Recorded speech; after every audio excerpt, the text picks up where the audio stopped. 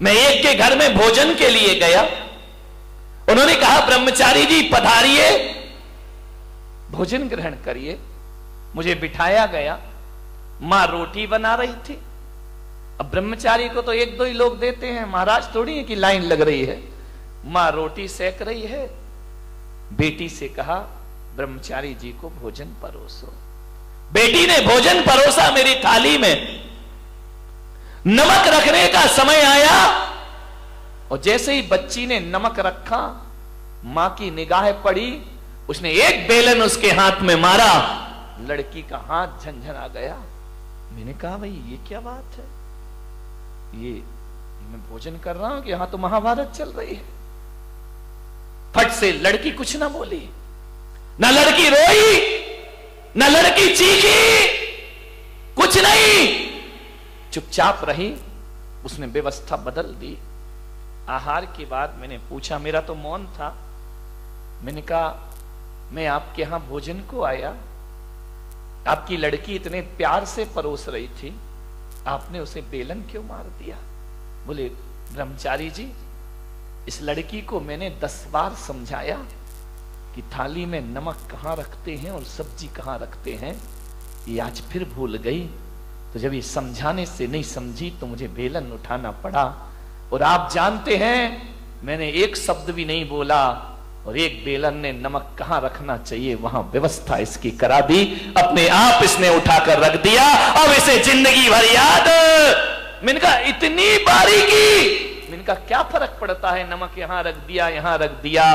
बोले महाराज नमक के स्वाद में कोई फर्क नहीं पड़ता, लेकिन आदमी के व्यवहार में बहुत फर्क पड़ा करता है। मेरी लड़की पराये घर जाएगी, इसे इतना ज्ञान होना चाहिए कि भोजन कैसे परोसा। इतना ध्यान आप देते हैं। जब किसी लड़की की शादी हो ना, तो लड़की के पिता से मेरा निवेदन है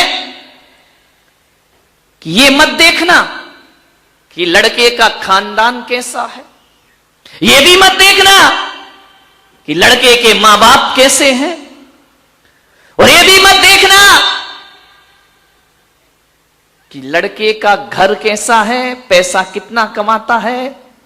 पड़ोसियों से भी मत पूछना, पड़ोसी तो और सत्यानाश करने को तैयार बैठे हैं। बिगड़ा हुआ लड़का भी हो तो पड़ोसी कहेंगे कर दो यार शादी, कुछ नहीं अच्छा है, शादी के बाद सुधर जाएगा। इनका भी विश्वास मत करना। एक लड़की के पिता का फर्ज हुआ करता है, जब अपनी लड़की के लिए वर देखने जाए, लड़का देखने जाए, तो आप क्या देखते? यही तो देखते हो कि मकान कैसा है, आप यही देखते हो कमाता कैसा है, पढ़ा लिखा कितना है, आप यही तो देखते हो ना। और क्या देखते हो बताइए? इसके अलावा और क्या देखे? अजित सेठ क्या एक लड़की की शादी करोगे, जमाल सेठ से पूछ लो, क्या करोगे बताइए? एक लड़की की जब शादी होगी क्या देखेंगे आप? मकान, दुकान, पैसा, पढ़ाई लिखाई, कितने भाई, कितने बहन, कितने रिश्ते, इसके अलावा और कुछ देखते हो तो बताओ मुझे, ध्यान रखिए। मैं आज आपको कह रहा हूं, हर लड़की के पिता से कह रहा हूं, यदि लड़की के लिए वर देखने जाओ तो मकान, दुकान, रुपया, पैसा बाद में देखना और पड़ोसियों से बाद में पूछना कि लड़का कैसा है। सबसे पहले लड़की के पिता को यह देखना चाहिए कि जिस लड़के से मैं अपनी बेटी की शादी के ख्वाब देख रहा हूं, मुझे धन दौलत या परिवार नहीं देखना, मुझे देखना है उस बच्चों की, उस लड़के की संगति कैसी है, उसका दोस्त कैसा है, उसका मित्र कैसा है।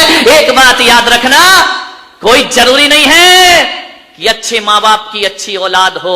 माँ बाप को देखकर लड़के का निर्णय मत ले लेना, दुकान को देखकर लड़के का निर्णय मत ले लेना। एक बात याद रखना, सबसे पहले देखना चाहिए उस लड़के के दोस्त कैसे हैं, क्योंकि हकीकत तो यही है, जैसे मित्र होते हैं वैसा ही चरित्र हुआ करता है, जैसे दोस्त होंगे वैसे लड़के। बार बार लाइट क्या हो रहा है, सही करिए इसको, बंद चालू हो रही,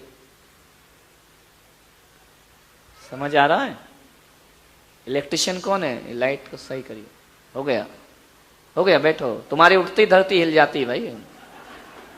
आदमी वैसा नहीं होता जैसे माता पिता होते हैं, आदमी वैसा नहीं होता जैसे भाई बहन होते हैं, आदमी वैसा नहीं होता जैसे पड़ोसी होते हैं, आदमी होता है जैसा उसके मित्र हुआ करते हैं। ध्यान रखिए, लोग कहते हैं कि जैसी संगति वैसी मति हुआ करती है। ध्यान रखना, जैसी दोस्ती वैसी जिंदगी, जैसे दोस्त जैसे मित्र वैसा चरित्र।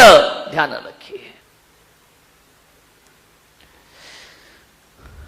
कदम ठिठक गए जब हम पहुंचे रिश्तों के बाजारों में। कदम ठिठक गए जब हम पहुंचे रिश्तों के बाजारों में। बिक रहे थे खुलेआम रिश्ते बाजारों में। हमने पूछा कांपते ओंठों से, क्या भाव चल रहा है रिश्तों का बाजारों में। दुकानदार ने कहा कि हुजूर कौन सा रिश्ता खरीदेंगे, हर रिश्ता बिक रहा है बाजारों में। कौन सा रिश्ता खरीदेंगे, माता पिता का रिश्ता, भाई बहन का रिश्ता, पति पत्नी का रिश्ता, इंसानियत का रिश्ता, प्रेम का रिश्ता, धर्म का रिश्ता। बताएं कौन सा रिश्ता खरीदेंगे आप। हम कुछ देर मौन रहे और हमने कहा कि दोस्ती के रिश्ते का क्या भाव है। हमने कहा कि दोस्ती के रिश्ते का क्या भाव है। दुकानदार ने नजरें झुकाई, आंखें भरी और उसने कहा हुजूर ये रिश्ता बिकाऊ रिश्ता नहीं हुआ करता है, ये रिश्ता बाजारों में नहीं बिका करता है। और जिस दिन ये रिश्ता बिक जाएगा उस दिन सारा संसार उजड़ जाएगा, ये जीने रहने लायक नहीं रह पाएगा। ध्यान रख, दोस्ती का रिश्ता कभी नहीं बिकता है। एकाकी जीवन कब तक जिएगा आदमी। किसी ना किसी साथी की जरूरत जरूर पड़ा करती है। जिंदगी में जीने के लिए एक साथी की जरूरत जरूर हुआ करती है। एक मित्र की जरूरत होती है।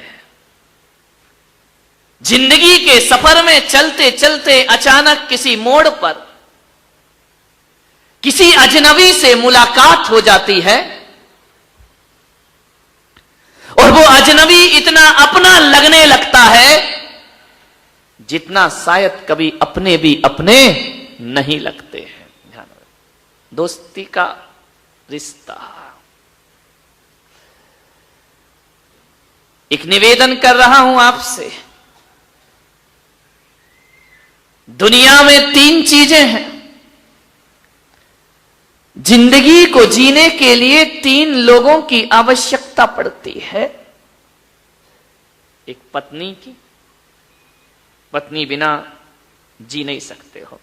एक बात ध्यान रखना, नारी तो बिना पत्नी के जीवन आसानी से बिना पति के जीवन गुजार देती है, लेकिन पुरुष का बुढ़ापा बिना पत्नी के सबसे बेकार हो जाया करता है, उसके लिए बोझ हुआ करता है। बुढ़ापे में पुरुष बिना स्त्री के जी नहीं सकता है। एक पत्नी के रिश्ते की जरूरत होती है संसार में, इस दुनिया में। औलाद की जरूरत होती है इस दुनिया में। और एक रिश्ता और होता है, दोस्ती की जरूरत होती है इस दुनिया में हर व्यक्ति को। ध्यान रखना, मगर समझ लेना इन 3 रिश्तों को, बड़ी गहराई से समझना। अच्छी पत्नी का मिलना, अच्छे पुत्र का होना और अच्छे दोस्तों का मिलना, ये नसीब की बात हुआ करती है। ध्यान रखना, किस्मत वाला होता है जिसे अच्छी पत्नी प्राप्त हुआ करती है। किस्मत वाला होता है जिसकी संतान अच्छी हुआ करती है। और किस्मत वाला होता है जिसे अच्छी संगति प्राप्त हो जाया करती है। ये पुण्य का उदय। ताली बजा दो, अच्छी पत्नी बोल। नहीं, तुम बर्दाश्त नहीं है तुमको, है ना।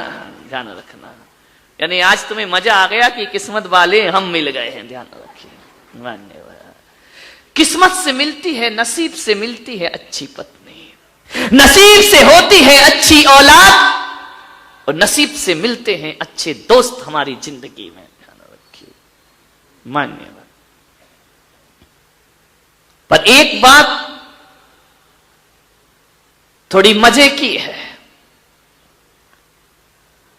पत्नी को लाने के लिए परिवार जिम्मेदार है। पत्नी कैसी हो इसका चयन परिवार करता है, ध्यान रखिए। पत्नी कैसी होना चाहिए हमारे हाथ में नहीं, ये परिवार और रिश्तों के हाथ में है। औलाद कैसी होना चाहिए ये भी हमारे हाथ में नहीं है, ये प्रकृति की देन है, ध्यान रखना।